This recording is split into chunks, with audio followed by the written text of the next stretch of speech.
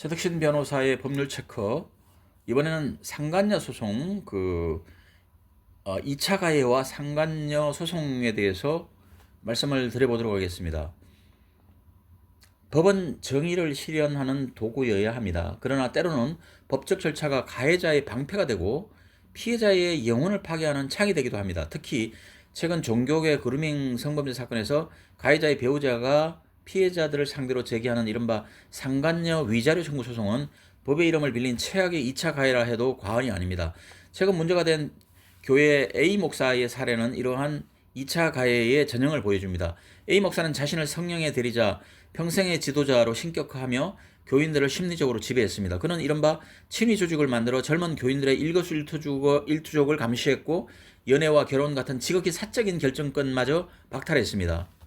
나에게 정절까지 바칠 수 있느냐는 설교는 단순한 종교적 열정을 넘어 성적 자기결정권을 무력화시키는 쇠뇌 과정이었습니다. 피해자들은 A 목사의 행위를 거부할 수 없는 신의 뜻으로 받아들이도록 길들여졌습니다.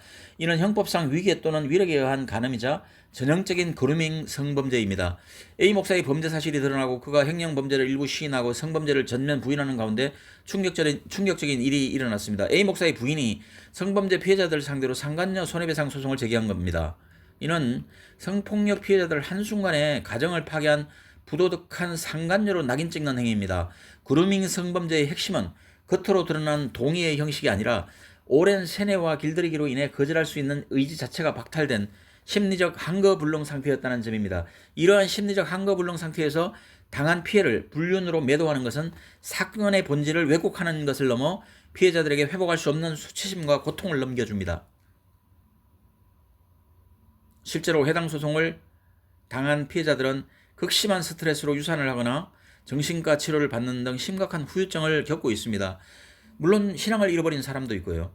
이는 가해자 측이 피해자들의 입을 막고 형사고소를 취하하도록 압박하려는 전형적인 입막음용 소송의 성격을 띠고 있습니다. 더구나 가해자 배우자의 변호인과 가해자의 변호인이 동일한 경우 그 의도는 자명합니다. 상간녀 소송은 본래 부정행위로 인해 파탄난 가정의 고통을 위로하기 위한 제도입니다. 그러나 이것이 성범죄 가해자 측의 방어 기제로 악용될 때 그 잔혹함은 이루 말할 수 없습니다.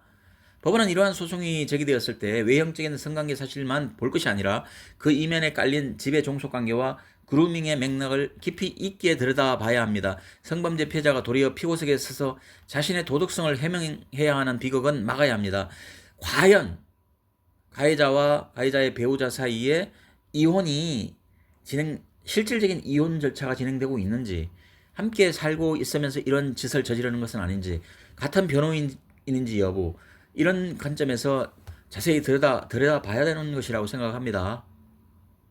가해자 부부의 이런 대응은 법적 절차를 가장한 또 다른 폭력입니다. 우리 사회와 사법부는 성범죄 피해자를 상간녀 프레임으로 가두려는 시도에 단호히 맞서서 피해자들을 최우선으로 보호해야 할 것입니다. 감사합니다.